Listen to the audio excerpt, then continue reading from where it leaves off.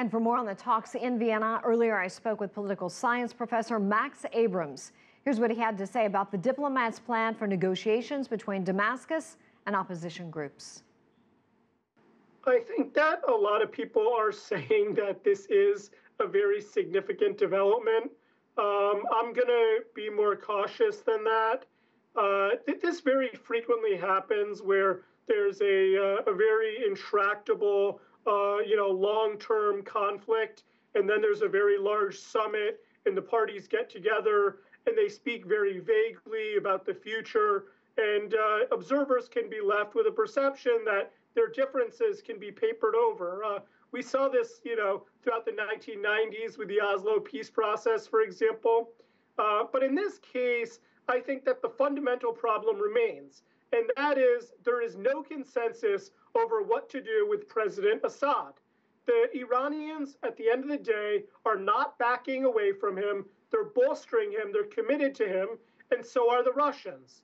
And alternatively, most of the other countries in the world are diametrically opposed to Assad staying. The Turks are opposed, the Gulf countries, the United States, European countries, all say that Assad cannot be part of the long-term solution.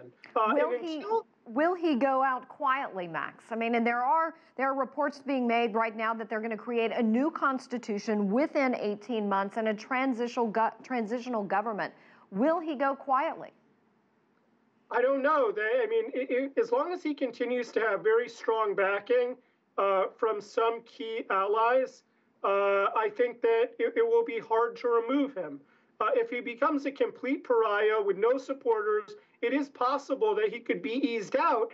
But it is awfully hard to imagine what would be the alternative to the Assad government. I mean, that regime has been there since 1970 or so, and the most obvious alternative to Assad are the rebels.